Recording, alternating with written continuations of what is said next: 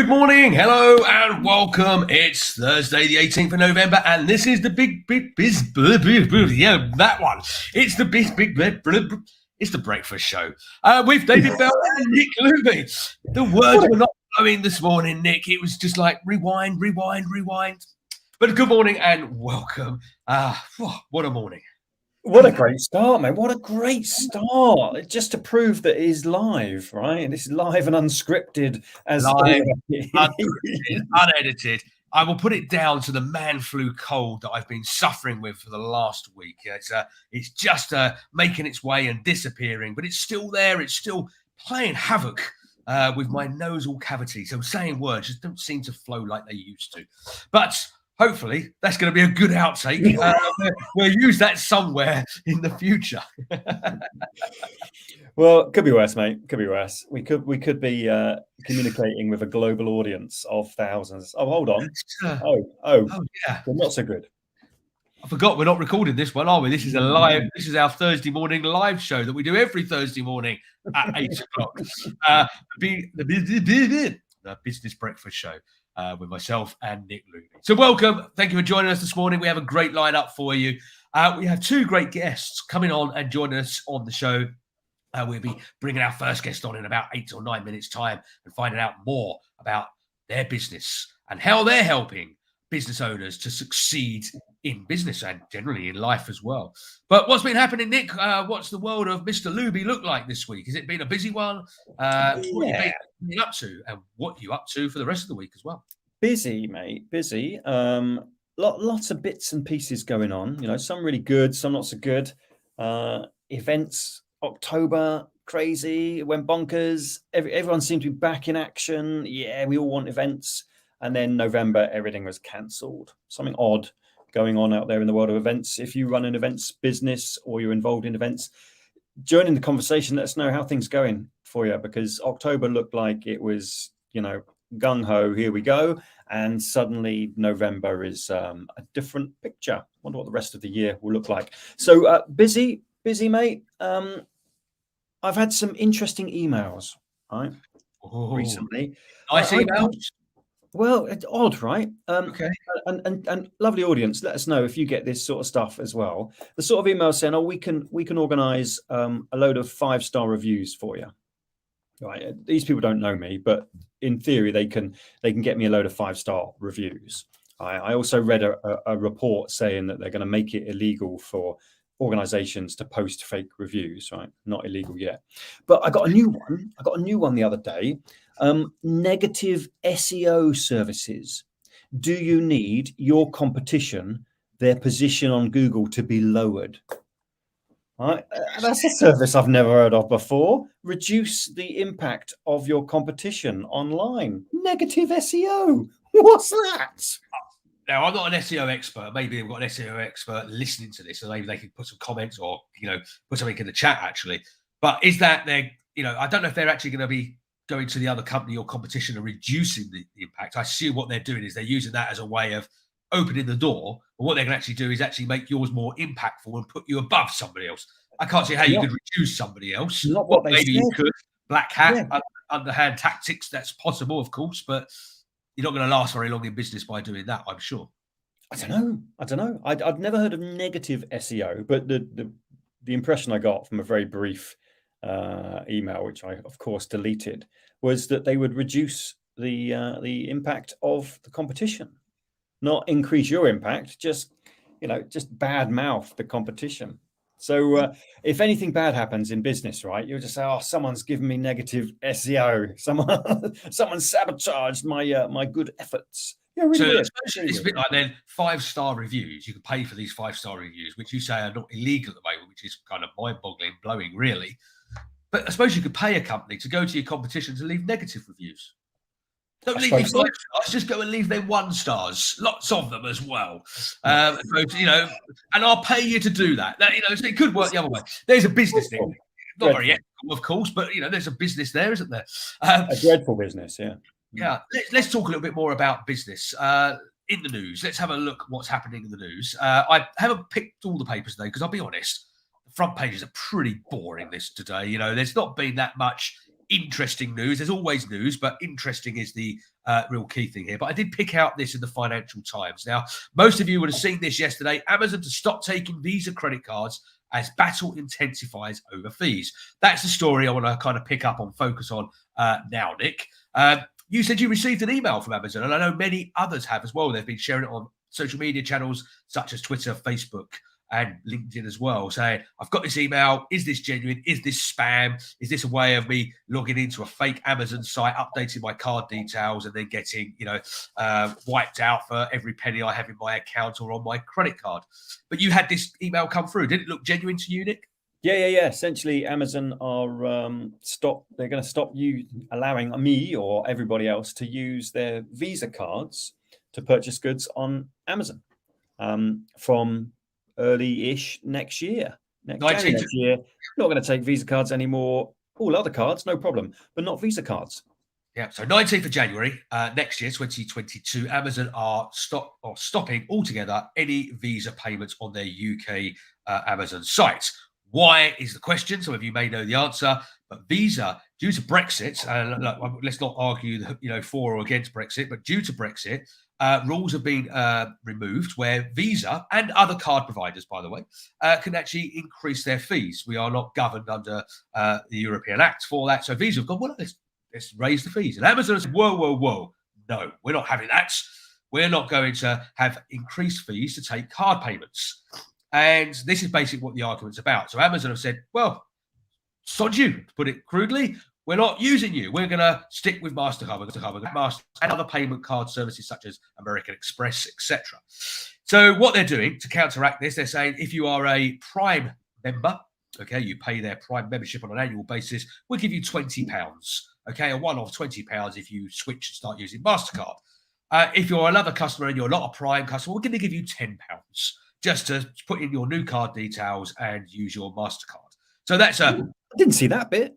There you go. A free gift from Amazon to you. Now, others will turn around and also say, well, I'm not going to use Amazon because they're ethically not right. They don't pay their taxes. They're making our high streets go under. I get it. There's a big argument here for and against, but I would say probably 90% of people are still going to stick with Amazon. I've read lots of comments and reviews and people saying, okay, I can't use my Visa. I use my MasterCard. You were also saying, Nick, your bank, we won't have to mention, we can say it's HSBC, but we won't go any further, are changing their cards for you, Nick. They're kindly updating your cards. You've got new cards come through. Yeah, so my First Direct cards have gone from Visa to MasterCard. Yeah.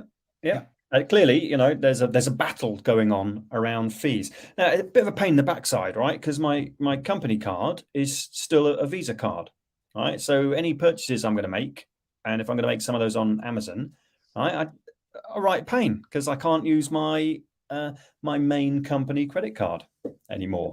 Bit of a quandary. Interesting you mentioned that, Nick, because I have a solution. So this is not just for businesses, by the way. This could be for anybody, and not just for the UK. If you're outside of the UK, this also works for you. What you need to get yourself hold of is one of these. This is a MasterCard. You can see the logo in the bottom corner there. This is a MasterCard Curve card. So the company is Curve. I'll put the details into the chat and on the screen in a second. And what Curve is, it's an interface, okay? It basically allows you to get this card.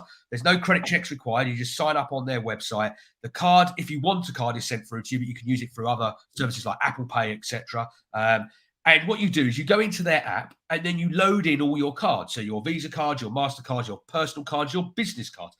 The only card you can't load in is Amex. They don't interface with Amex. And then when you go to a shop, you just make your payments as normal using your card, whether you tap, whether you use chip and pin.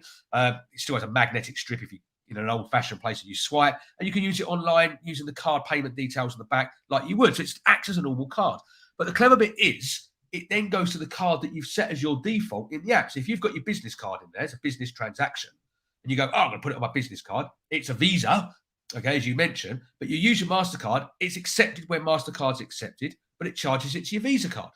You also earn points and prizes and stuff like that and other benefits. But here's the other really clever thing. If you go in and you do a purchase and you put it on the wrong card, you put it on your personal account, it should have been in a business expense, you can go into the app and you can do what they call back in time. And you can move the payment or the purchase from one card to another. And you can just quickly go in and go move it from there and put it on there. So it's a really good way of juggling things around if it's mistake or error. But there you go. So if you've got a Visa card and you haven't had a replacement come through, Get yourself a curve card. There it is. It's free. Okay, there's a free platform. There's a free version. There's a paid-for version that this is, which gives you lots of benefits. But the free one is adequate, absolutely perfect, and interfaces. I mean, you get a MasterCard, but you can plug all your Visa cards in, and it does so much more. So how can you do that? Well, there's the web address, imaginecurve.com. Okay, if you go to that particular site there, all the information is there. And I'll put this into the chat as well. But we also, using that code in the top corner, DVWY9, you get a £5 bonus. So when you sign up, not only is it free, okay, you get the card for absolutely diddly squats, but you get a £5 bonus. And then you can go and maybe buy yourself a coffee or treat yourself or something like that. And if you don't use the card, throw it in the bin after that. But you still got yourself a free coffee. That's smart, mate. Smart. That'll get me out of a bit of a bind. And now I know why Jeff Bezos said no to coming on the show this morning, because you were gonna work around him, mate. That explains why he said, "I've got to turn you down, fellas," because they knew that you were going to pull out the curve card and work around the issue.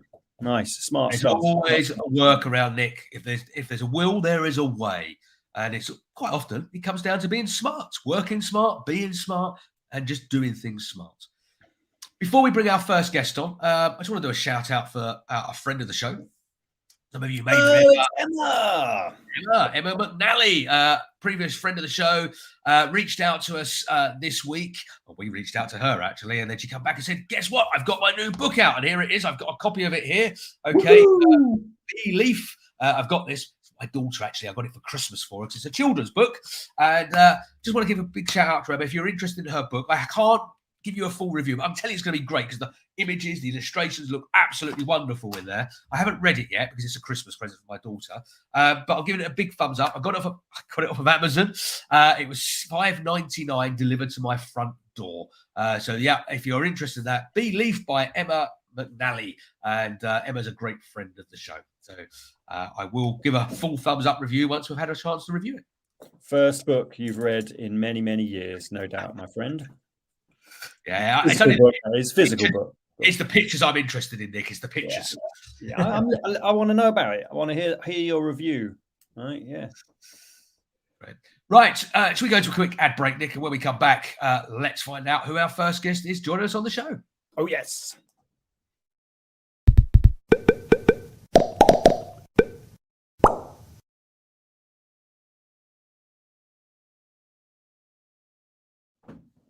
Very excited, Nate. Very excited to welcome our first guest on the show. One of the nicest people I have ever met in my life.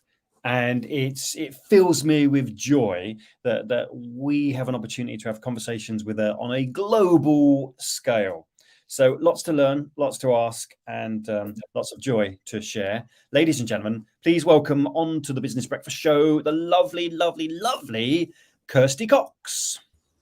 Hello, good morning, guys. How are you? Ooh, very, very good, Kirsti. How are you doing all the way down in hopefully sunny Brighton? It's a beautiful day. Been out to get a coffee this morning. It's chilly, but it's stunning. Fantastic. Tell us, Kirsti, who are you? What do you do? Don't judge me. I'm a financial advisor, Kirsti Cox, an advisor at Invictus Wealth Consultants in Horsham, based in Brighton, and encouraging people to talk about money. You're a financial advisor with heart and soul, though, aren't you? It's more about the people, right? The people. Just how do I help that person, that couple, in the best possible way? Yeah, there's no dark suit. There's a distinct difference. Yeah, I'm not your average bear, I think it's fair to say. And thank you, Nick. Thank you. Ditto, my friend. Ditto. That's you're very, very welcome. And one of your superpowers, Kirsti, you connect people. Is that right? So not only are we going to sort out finances, but you're going to help businesses connect with other businesses, people with other people. How does it all work? Where do we start? With the finances? Yep. Just start a conversation, right? So, I mean, there's kind of the formal side of it where I'll meet somebody and it's a standing joke in our office where I meet people. So the funniest standout is in a steam room in a hotel in Brighton. So she became a client. It is a joke. Where has Kirsti met her latest client? It's just, and it's breaking down the barriers. So we all touch money. And I'm of a generation where sometimes still have cash, not much. My husband will argue. But our younger people, and we all now click, we don't spend money. And there's that scene in Ghost years ago with Whoopi Goldberg where she's doing this with the money and she's handing it over. It's so easy to spend cash now, and people don't realize they're spending cash. And it's just, remind me to say about the mortgage conversation with a couple that I'm speaking to at the moment. They're 24. It's just, we all spend it, we all touch it, whether we've got a little or a lot, we should all have a plan around it. And the reason I'm so passionate about doing it now is because in a former life, I didn't. I didn't have a plan around it. And I just want to be able to give people an opportunity to have a conversation, whether you're 8, 108, whether you're a business owner, family member. It's just, have a plan. We all touch it. So the couple I mentioned just now, it's also encouraging our young people to think about the impact of spending. So if you spend like crazy when you're 20, and then you spend it on a credit card, and then you default on a car payment, and then you default on a credit, and it just goes on. Anybody can get a mortgage, but your choices of your mortgage opportunity does this. So the deals will be like this versus this if you're a bit smarter with your money. So it's just, have a conversation. Nick, your favorite C word. It is. It all starts with a conversation. There's a reason we call this Chatbox Productions the home of conversation. That it will definitely be the future, and it will hopefully save us if we have healthy conversations that lead to action.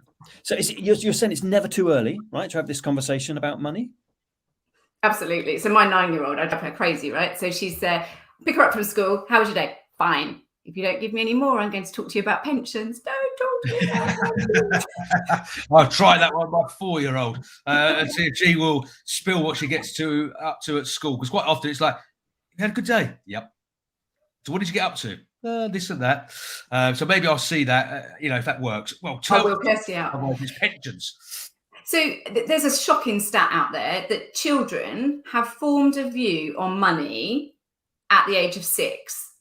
I struggle to get my head around that. I really do. That they've formed an opinion by the age of 6 on money.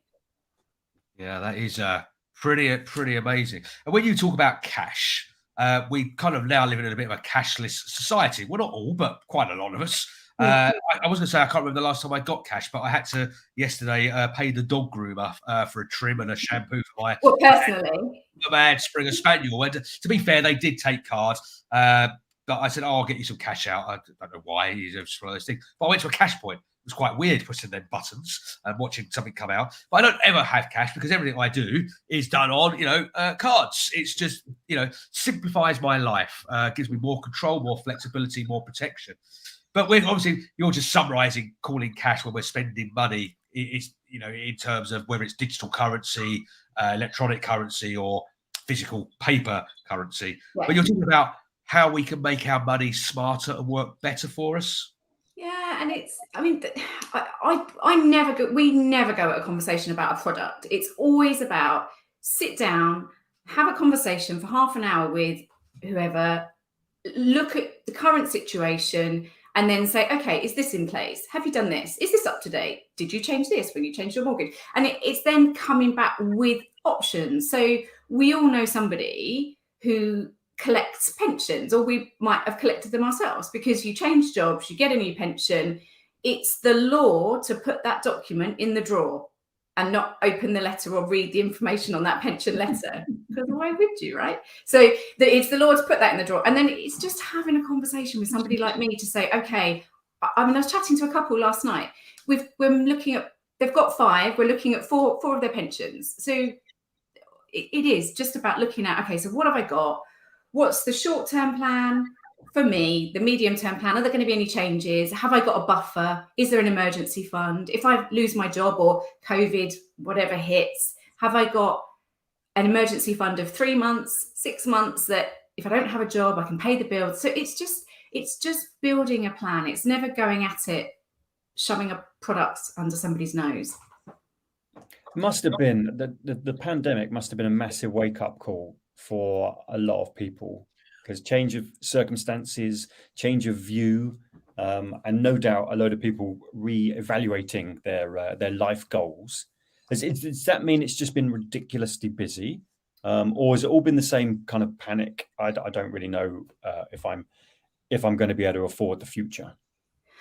Certainly the people that I spoke to, it's just been how quick could they pivot. So I speak to lots of people who own businesses, and it's just how quickly could they do that. And also I think lots of people, they'd started a conversation, and again, you get home, you put the dinner on, you go to the pub, dinner, your life gets in the way, and then it may have then prompted those people to act a bit quicker, or they had a bit more time because they were at home more to then dig those letters out of the drawer. So it's been busy, but it hasn't been crazy. But I mean, Nick, that's how we met, right? We met networking in Brighton, and I did a lot a couple of years ago. So, you know, I'm very fortunate that I have conversations with lots of people locally. So, what about top tips? Let's just imagine there's people starting out on their journey, maybe young 20s, you know, they're thinking about the future, possible mortgage, pensions. Obviously, pensions are kind of pretty much compulsory if you go into work for somebody. If you're working for yourself, you know, that's not necessarily the case. So you have to think about what you might do from a pension perspective. And it's very hard when you're young to imagine what you need when you're old. And no one really knows. And, you know, there is a little bit of, you know, live for today and plan for tomorrow needs to be thought about. But what would you be suggesting to, I'm gonna aim at the younger generation. So maybe leaving education, starting out in their first job, maybe going into business on their own. What things should they consider at this early stage? So top tip, I would say, talk about it. Doesn't need to be with somebody like me. I'm passing a baton on to you guys, to listeners, to say, we all know a young person. Please encourage our young people to have a conversation around money. We all know the basics. Don't get into debt. Otherwise, you might not get the mortgage that you want. And also just to think about, okay, so if I'm 20 now, and this is how much comes into my online bank account, and this is how much goes out. There's a difference there. Perhaps I might put some of it away, 20%, whatever that looks like for you, and just pop it into another account and then watch that grow. And then just have those regular check-ins with our young people. And I would say again to our slightly older, so not focus at the 20-year-olds, is the state pension going to be around when our wonderful 18 and 20-year-olds get to state pension retirement age? Unlikely not. So we all have a duty as parents, as knowers, new word, knowers of young people, to put a plan in place around your money. If state pension isn't going to be there, how are you going to? Because there's a sense of responsibility. We all write our own destiny to a degree. Start saving, start thinking about the future. If it's not there, what am I going to do? How can I start having a secure financial future? And this is a conversation that should be having in schools. I certainly didn't have it in my school. There was no conversations around, No. you know, understanding money, how it works, and how potentially the future will look brighter if you're sensible about it. Any view on how we can get that kind of conversation bubbling in schools? I'm trying, Nick. I'm on a crusade. I've been in to a few schools. No surprise there. I go into charities, I go into schools. I'll jump on my little box where I can. There are some of the banks are going in and having some conversations, but we do need to do more. And I know that there are some big organisations that are trying to champion that as well. So it is a work in progress. And it's great. Sorry, Nick, go on. It doesn't have to be a boring conversation. When you say the banks are going into schools, I think, oh, bloody hell. I imagine they're turning up in their dark blue suits and talking bank talk. But it might not be the case, right? I'm just assuming. But it does. Oh, have we lost Nick?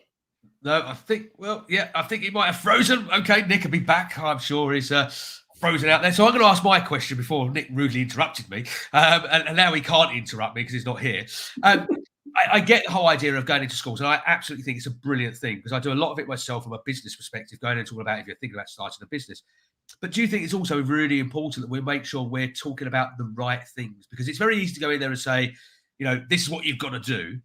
Paint that picture, as Nick's probably saying, the banks go in there and say, well, you've got to do this, you've got to do that. Don't we need to inform and educate rather than kind of almost railroad people to do this, this, and this? Yeah, and I know that we had a very brief conversation around this, and yes, you're absolutely right. And it isn't. It's I think sometimes some organisations are pushing a product. There's an end goal. There's an interest in it. But we had a conversation around, if you look at an individual and you look at an individual that has good health, it's about good habits. And I don't know whether there's an opportunity to share my little sketch, the piece around.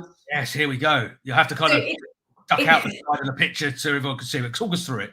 So it's just that piece around it. Good habits and good health, what constitutes that? So there's all sorts of factors, and obviously I'm talking about finance, but there is a big piece around mental health, emotional health, occupational, so job, social. It's good to have friends, it's good to talk, physical exercise. I love learning. It's about that work-life balance, and whatever your work-life balance is, whether that's family, whatever that looks like, but it all features into us all having good health. And I know it's a theme on the show with your guests last week with Vicky and is it Carola? Yes, Carola, yes. Yeah. So it's just it's the whole piece, and financial advice or financial health kind of gets left out, and I understand why. As soon as I say I'm a financial advisor, or the perceptions to the industry, there are some big old perceptions still in place. I don't know why, but people think you're going to pin them to a table and chain them up and make them sign long bits of paperwork and terms and conditions. And it's not the case. I think I couldn't agree with you more. I think it's so important that certainly, obviously, our audience are typically people running their own businesses or organisations, companies, influential individuals, maybe with teams around them as well. Or maybe you're watching this and maybe you're thinking about starting a business. But I think it's really important that those individuals, those businesses, those organisations do take on, someone like yourself, a financial advisor, to come in and talk about not just their personal aspect, but also the aspect around the business. Making sure that they're covered in, eventualities like certain key man insurances, or, I know that's the word of it, but key insurances. What if a director can't work due to ill health? And there's policies that can be put into place to protect the company owners, to protect the company, and of course their partners, spouses, and loved ones outside of the business as well. And I would encourage anybody to have that conversation, because quite often not, I don't know about yourself, Kirsti, but most people are willing to give a little bit of time for free, just for an introductory purpose. And yes, there's a cost on top of that, but you're probably going to save them so much more that they're going to be paying you in a fee to get those products or services set up and running.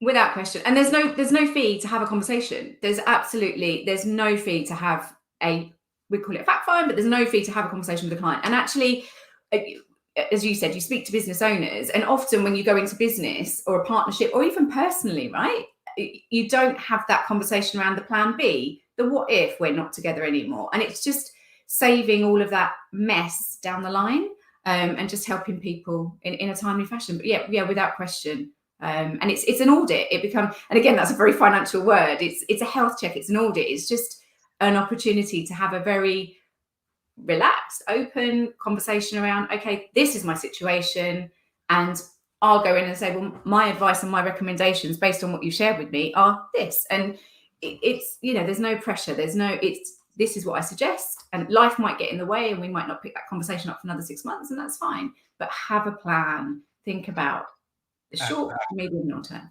Yeah, absolutely. A financial health check, I think, is a really good way of putting it. It's an audit, because you are looking at the hard and fast, the facts, the figures, the information that's presented to you. But really, also, you're there to look at maybe the bigger picture, but maybe they can't see 5-10 years down the road. Again, I'm going to pick on the younger generation at the moment. You're young, yes, you're working together, you're together in life at the moment, but you're thinking about getting your own place and committing to that. What's the road look like? Is that going to mean family, in 5 or 10 years' time? And does that mean a bigger property, to have a spare bedroom or a nursery? And how are you going to look after yourself later on in life as well? There's so much there And that's where your expertise and knowledge and experience comes into play. Sorry, Dave. There's also the piece around I can be I've had lots of conversations with families. So you've got kids, parents, so older parents, so 60s and 70s, and sometimes grandparents. And I can be the person that says, so do you know what the plan is with your parents? Have they thought about long-term care plans? Or what does the will look like? And I can be the person that can ask sometimes those provocative questions, but actually it's from a safe space, because I have their best interests at heart to make sure they have, it's the P word, the right plan in place that suits their family. Yeah, absolutely. So top business tips, as we're coming to the end of our conversation. I don't know where Nick's gone already. He's gone out for breakfast or something. Wouldn't surprise me. He's obviously got a hungry belly. But top business tips. Someone that's been working very closely with many organisations, businesses, running your own business and being self-employed, etc. What tips could you share with our audience today that you've learned through maybe errors, mistakes, and successes that you've achieved? My biggest one is probably not putting systems and processes in place for me personally, and I should have done that sooner. So that would be a tip for anybody. And I was out with somebody having a brainstorm a couple of nights ago in the pub, and we were talking about her new business, and it's so exciting. And it is just, okay, so what's your why, of course, first? And then it's, okay, what do you want to achieve? And then systemizing and putting processes in place. But for business owners, I would say we all get caught up working in our businesses, and the day-to-day of that. And it's really then taking the time. And I speak to so many business owners thinking about it's looking at the business and stepping outside of the business and not on the day-to-day and the do of the business. It's then thinking, okay, am I putting, a pension, if you've got a business and it's very tax efficient, it's a deductible expense to pay into a pension. And it's just looking at those other areas and just working smarter with the business and working on the business, and then looking at your exit as well. Yeah, and actually, let's just touch on that before we say goodbye. People that are setting up, maybe, let's just talk about running a business. There'll be lots of people watching this who are running a business, some have thought about the future, maybe their exit strategy, selling up, passing the business through the family to their loved ones, to their children, etc., to take over in their shoes. Is there any tips around that people should consider, even if they think it's 5 or 10 years down the road? Is there anything they should be considering maybe at this early stage of putting into place?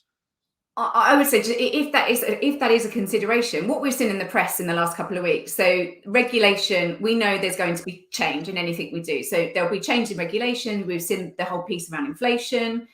If it is a consideration, the sooner you can start talking to a version of me, the better, because there'll be situations and plans that we can support and guide on that they can put in place now. Yeah, I'm just going to put this up on the screen. Nick, help! And can I send in the show link? He's obviously got himself locked out. Look, he's just arrived back. Look at that. He's back in the of all the shows, Mr. Looby, of all the shows. Yeah. Blooming heck. How stressed. Now, this is just to prove to our listeners, our viewers around the world, whatever platform you're watching us on, Facebook, LinkedIn, YouTube, or Twitter, that this is a live show and things do go wrong, like the blurb at the beginning, which all went a little bit blup, blup, blup, and Nick just decided to go for breakfast. Unbelievable, mate. I thought, oh, someone's frozen, and it was me. And then everything stopped. I tried connecting to so I tried to connect to my phone. It took a big reboot in the end. And I was trying to connect on the phone. I could hear you. Nice conversation, by the way. I thought, this is a good show. Wish I was part of it. Yeah, here I am. Bloody technology. Well, Nick, we were just literally about to say goodbye. So you're back for the perfect opportune moment. But Kirsti, if people want to find out more about what you do, how you can help them, what's one of the best ways for them to get in touch? Go to the website, invictuswealth.co.uk. Drop me a note, LinkedIn, give me a call. My details are on the website. Have a conversation. And pick up the phone. We do this, don't we, Nick? Just pick up the phone. Have a call. That's scary. That's scary, isn't it? I've got to speak to somebody. But yeah, Kirsti, it's been great having you on here. I hope you enjoyed it as well, Nick. We will get you back. We will have to get you back, Kirsti, because there's so much more we can explore here on the whole, looking after financially, making sure that you're set for life. And actually, maybe what we should do is we should bring you on, Kirsti, in the future, maybe early next year, with some young, kind of mature students or something like that. So they're just about to embark on their journey of what's next. And we'll turn it into a bit more of how can you help them? And obviously that will resonate with so many others as well. Love to. Thank you. Thanks very much. Bye. Bye-bye. Bye-bye. Well, Nick, welcome back. Let's not go there. We always say, this is the thing about being live. Anything can happen, and it quite often does. How was the breakfast, by the way? Bacon sandwich good? Mate, just dreadful. Just should have seen me. Right? Analog ant, panicking, thinking, right, what do I do next? Trying to get on my phone, and that wasn't working. Oh, mate. And my connection, for some reason, my connection is not good now. I don't know if there's some work going on out there, or we've said something wrong about Jeff Bezos. I don't know what I've done, but I'm clearly my SEO is being downgraded. That's what's happening. Yeah, see, you say these things. Someone's out there is, I'll make this hard for them boys. I'll click away and destroy them. We had a couple of comments come in before. James O'Rourke, morning, guys. I thought it was only Visa cards. Visa debit are still okay. I read, James, and I will have to check this, but I think it's Visa as a whole. Because actually, what's made it even... I took this down. I didn't mention it earlier, but Amazon are also potentially, dropping Visa for its co-branded cards in the USA as well. So it goes beyond. I think it is debit as well as credit, but don't take my word for that. I'm sure I did read that it was Visa as a whole, as a brand. There we go. So that was back, by the way, if you missed earlier, that was about Amazon stopping taking Visa card payments as of the 19th of January next year. What a great conversation I had with our guest, Kirsti. Really, really interesting. I have to rewatch the show on YouTube. Ladies and gents, you can do the same too. Go on YouTube, please click subscribe. Right, our subscription numbers are growing, which is lovely. But yeah, you can catch up and rewatch the shows either on the website, chatboxproductions.com, or on YouTube, which I will be doing to find out what I missed. Yeah, and as Nick said, do give us a big thumbs up, hit the subscribe button, the like button, retweet us if you're watching on Twitter. However you can help share the show. The more people we get engaged, the more conversation we create, the more people become informed, and we feel like we're doing our duty to other SMEs, small to medium-sized enterprises, corporates, and the like. So the business show here on Thursday mornings, every Thursday morning, 8 o'clock. Do put it in your diary for every week. Come along and join us. And if you are interested in joining us on the show, we've got a few dates, only a couple left in December, but I am going to try and load up January in advance. We're already getting bookings coming in for January. But you can do that by going to the website, chatboxproductions.com, and going on and hitting the join the show button. Quick survey, just tell us a little bit about yourself, who you are. If you're afraid of going onto a website, you can email us at hello@chatboxproductions.com. Or, of course, you can use the chat on the platforms you're on. Just put, hey, Dave, hey, Nick, love to come on the show. Tell me more, and we'll get in touch with you and give you some more information. If you've got something which is a bit quirky, by the way, a business that's a little bit different, a little bit out there, maybe kind of not run-of-the-mill, we'd love to know more about you. Nick and I, next year, are going to get out and about more, and we will come to your business. We'll come to your office, your warehouse, your retail outlet, wherever that may be within reason. We like to travel, but restrictions do apply. And we'll come there and we'll do a show from your premises. How great would that be?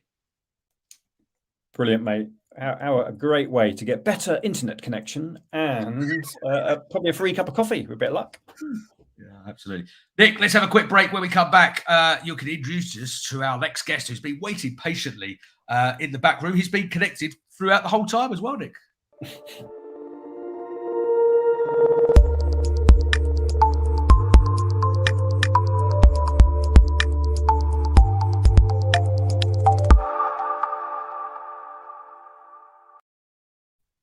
Not going to let that go. Oh, yeah. Disconnected Nick. Yeah, here we are. I look forward to rewatching the show to find out what on earth happened and what you said in my absence. So there's no it was all nice. No secrets. So yeah, absolutely delighted. Great first guest. Thank you very much, Kirsti. Sorry I missed big chunks of it. But let's welcome our second guest onto the show. It is the magical, oh my God, this guy has been there and done it. He knows some answers to some very tricky questions. It's the wonderful Mr. James Cracknell.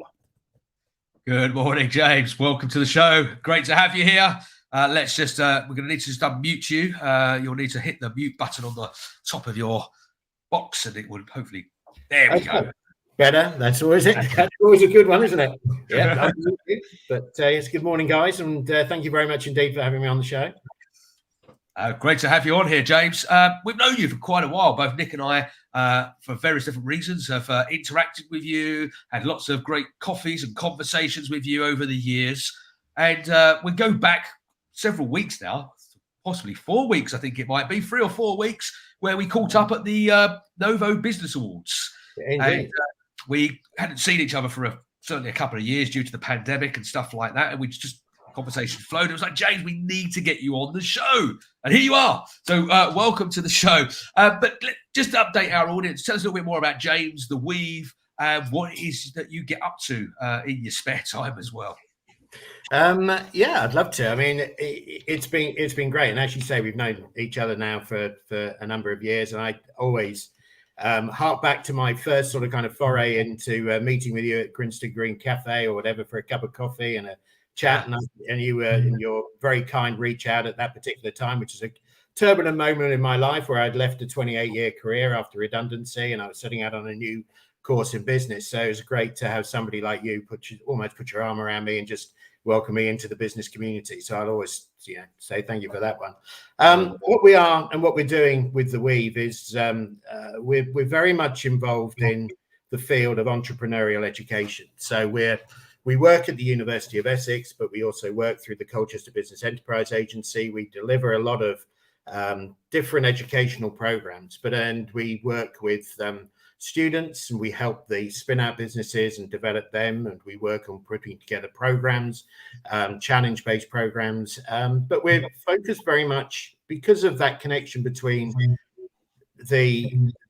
and so my mic may be a bit distorted, I apologize, but the connection between the local owner managers and what they have in terms of a support mechanism within the region, and ultimately what we provide for the university. And what we're looking at is we're actually saying, well, there must be a gap that we're actually aiming to fill within that area. What is it that we can put in place that represents and replicates what the university entrepreneur gets in terms of that platform, that connection to resources, whether that be financial, educational, technology, whatever it is, and whether we can put that same infrastructure in place to a wider community and make it easier to actually connect and actually grow and develop and support each other and collaborate on that particular journey. So we're in a startup phase ourselves. We're doing a lot of work. There's 4 of us in the co-founding stage of the business. We're very focused on what we can actually achieve in that regard.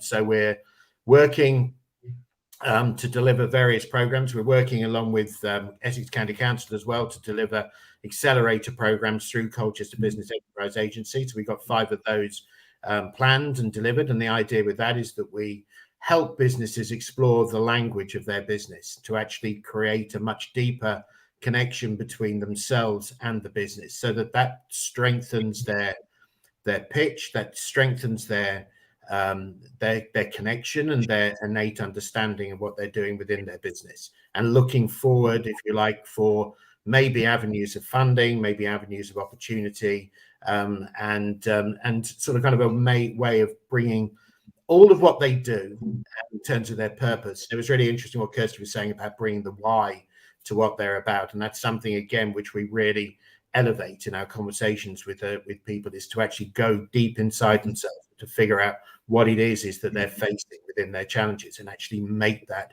part of their conversation, make that something which fills their vocabulary with emotive words and the like. So that's where we're at. We're, like I said, we're a startup business. Our business model is very much collaborative. We're building a membership program to get people on board, giving people access to bite-sized quality education, and helping them utilize that through events and different events that we're putting together as well. And sort of, that particular kind of area of taking the learning, the theory, and putting into place that social events where they can actually bring that through to practice. So running, picture and pitch events, running sort of open night mics, things like that, that actually get people to engage in conversations. And I know that that's again, something that we're all very much aware of. We come from that generation where communication and conversations are fundamental to the way we survive, develop, learn, and grow. So, James, it sounds phenomenal, right? If I was an entrepreneur, early days entrepreneur, this is where I'd want to be. And I know you've referred to it like it's like a practice ground for entrepreneurs.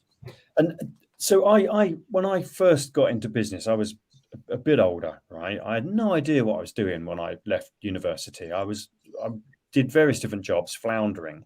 Do you think our young entrepreneurs are just simply more educated about the way of the world now, or is there some fundamental stuff you go, right, we've got to start here, or are you just amazed by actually they are flying already?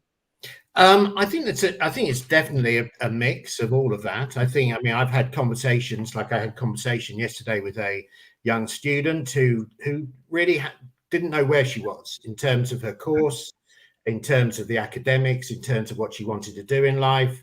She knew that she wanted to do something different, but she wasn't aware of what it was.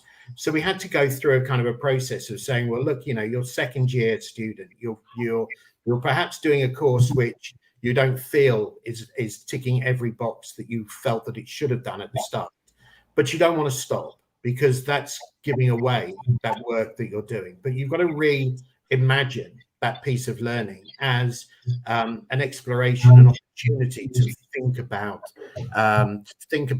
what the problems are that you're dealing with on a daily basis, and use that to actually understand what it is that really excites you about the course content, because there are elements of it, and how you can bring that through. So we're having those sorts of conversations, but we're also finding those people, those entrepreneurs at the universities as well, that are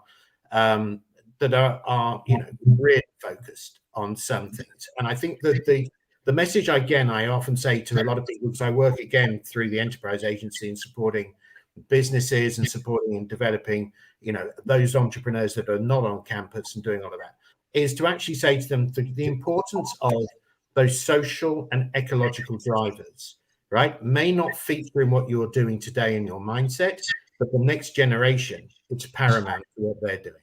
So all of this purposeful business that a lot of the older entrepreneurs may think, well, that's a bit woolly, not necessarily about business, doesn't necessarily figure in my conversations. Actually, your next generation of customers, the people that are coming through within this business, they're leading in that area, and they are talking and communicating that message really effectively to their generation. And that's where I think we're getting to see a real element of businesses that really want to do something to make a dent, make a difference, make an impact in a particular way. And we work quite closely with those sorts of businesses. And often those businesses are coming at it from a technology perspective, but they're also coming at it from an educational perspective. They understand the value of that kind of educational process, and they're really passionate about seeing and making an impact in what they're doing. And I think that's really incredibly, kind of in great place to actually have conversations and take some of that enthusiasm and that passion. And actually, when people who come to us who are older people, I did a series of workshops pre-pandemic, who were face-to-face over in Chelmsford, for people who were going through career change. So we were working with people going through, redundancy or just simply coming to the end of their career, looking for the next step, looking for what they're doing. And it's amazing if you bring that conversation to them about sustainability, about social impact, they all of a sudden start to believe in a much bigger and broader and more aspirational kind of model. So whereas they may come to us with a consultancy mindset, but they walk away with, how can I make a bigger impact, and what can we actually do to achieve that? Yeah, really, really important stuff there. Really important. Let's just forward a little bit from a startup to maybe businesses that are already trading. Okay, yeah. So sales are coming in. They've probably got their overheads. They're sort of developing. You judged the recent Novo Business Awards. And you had the privilege of looking at lots of businesses under the bonnet and having a look about what they do, how they work, what makes them successful, what their challenges have been. Without going into any details about the businesses, what was it like to, look at those businesses under the bonnet, and how challenging was it to try to differentiate between them and actually find your chosen winner in your categories? I think that it's always amazing, and everybody kind of has a painted picture of what business entrepreneurs are like. They have a kind of a perception, whether they're a Steve Jobs or a Alan Sugar or whatever, they have that. But it's this amazing kind of the enormous dispersion of skills, competence, personalities that you find that are represented in businesses. People who come at it from family perspectives and actually understanding the relationships within that and how that influences what the business looks at. People who come at it from a kind of technology perspective, they're very technically clear and they're conscious about what they're doing. I think for me, it's when you evaluate the business and when you lift the bonnet of a business, it's about looking for those business models, looking for how it all systematically comes together. Right. So there is a systemic nature that we look at a business and what it does overall. And I think for me, it's making sure that the levers and the components of the business are being touched in a particular way that creates and maximizes visibility and performance and operational. And if you actually start to analyze businesses, and we use a lot of the time, we use things like the business model canvas, we use different tools and techniques. We bring a lot of kind of systems thinking, causalities, effective, all of that kind of to understand the drivers when we're actually thinking through the business. But we actually have to, at the end of the day, bring that back to practical steps. How does that business work? What's the culture in the business? What's the leadership within the business? How does it communicate effectively, both within and externally? What are the marketing channels? How free are they? How fluid are they?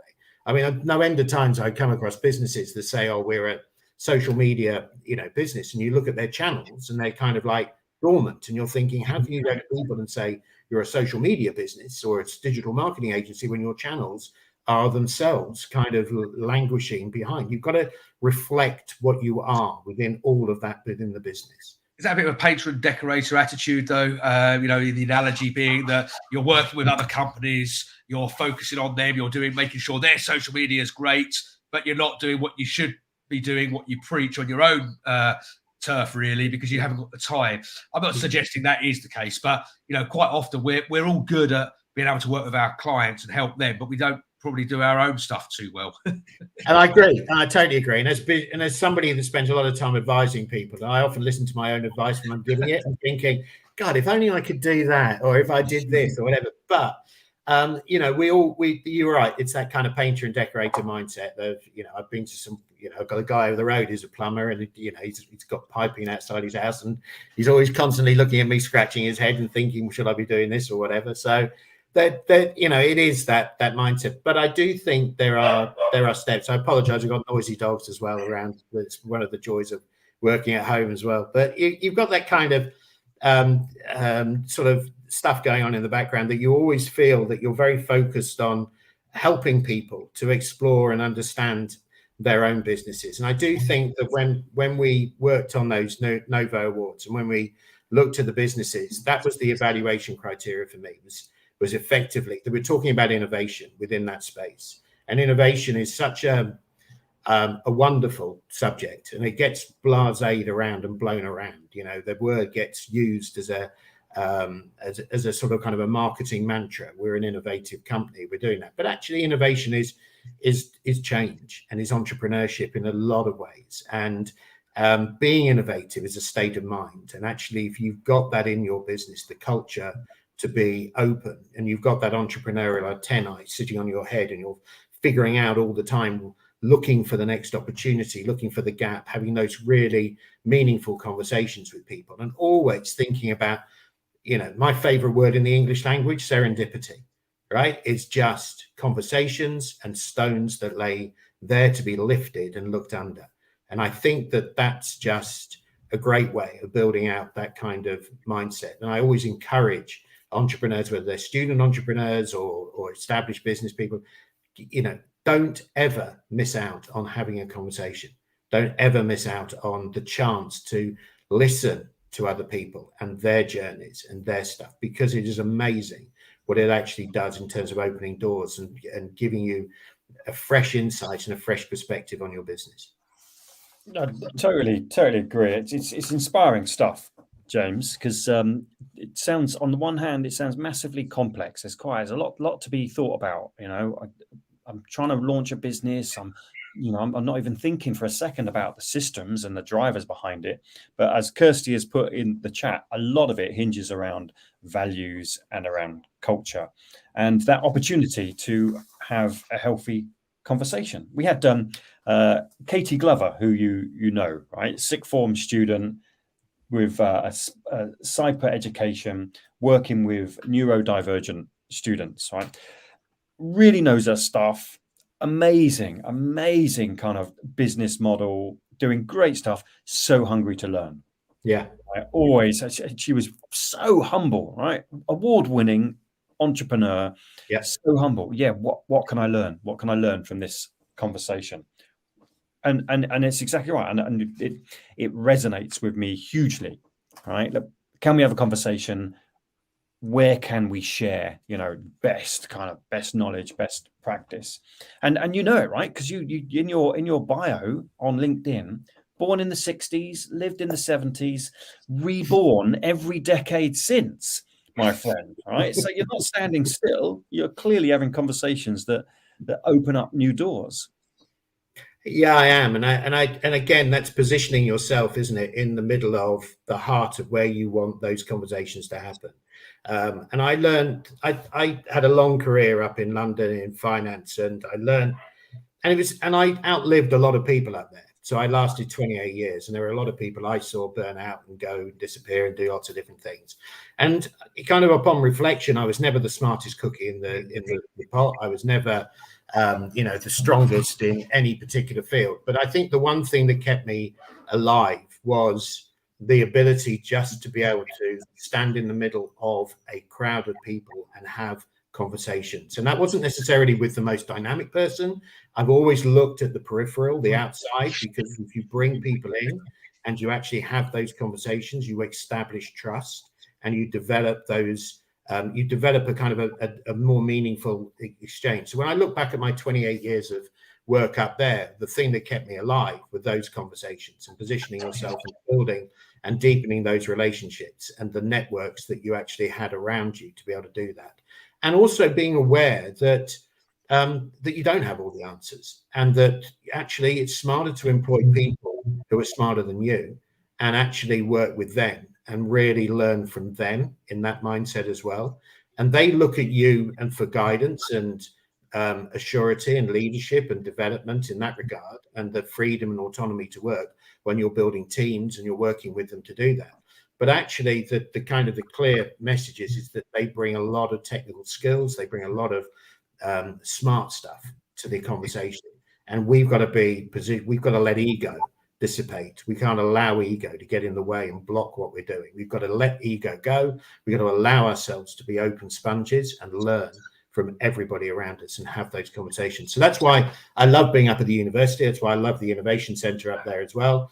And I love positioning myself. Yeah, absolutely. Every day is a school day. And I totally agree. And it is just that mindset. But there are so many people out there that don't have it. And I do find that frustrating. It's like, and even at the students, you'll find some students come to you as though it's a finished product in their head. And when you actually start to challenge their assumptions and where they're going with their business and what they're about, it starts to kind of test the metal around where they are. So we have to recognize that that not everybody is in that zone or in that mindset. But the job is that if you've got to get through this, if you're going to persevere and survive, that's the metal. You've got to absolutely sit there and be that sponge and actually open yourself up to all those sorts of conversations. Every day is a school day. I love that phrase. I use it so often because every day we learn something new. And as business owners, as well, anybody, we should be looking at something. What can I learn today? What new skill? What new piece of knowledge? What new word of the day can I learn today? Whatever that is. Every day is a school day. James, we're coming very, very close to the end. I've got 2 final questions for you. Firstly, top business tip, one top business tip in 10 seconds from your experience, knowledge. If you could tell your younger self, what would that be?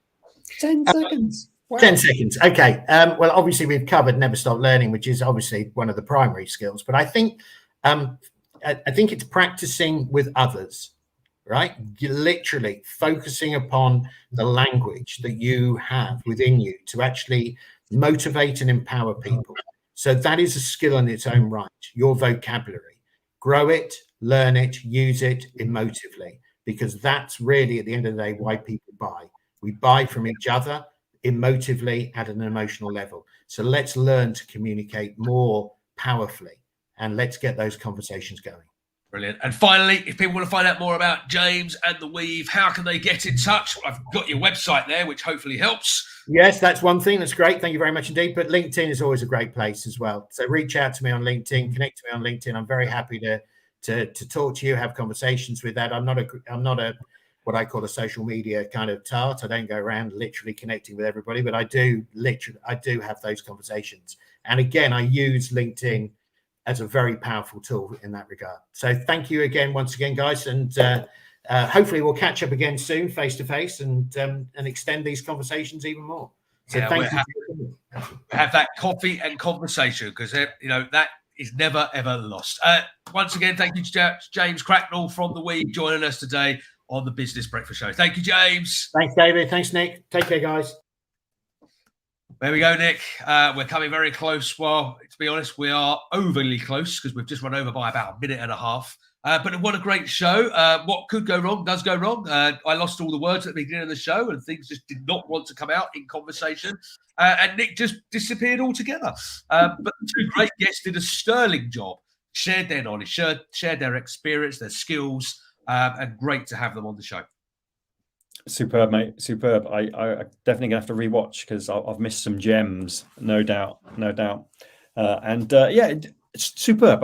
As always, so kind, so lovely. People come on, share their experience, their knowledge, their time, and so, as you say, every day is a school day, right? So much, always learning. What a privilege it is to be able to have those conversations.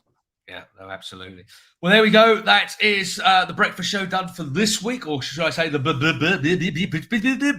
breakfast show is done for this week. We are back next week from 8 o'clock in the morning. That's next Thursday, next Wednesday as well. We've got the late night show. So if you're around at 8 o'clock on Wednesday evening, join us for the late night show where we have more great guests joining us in the studio where we're going to be talking about this, that, and everything else.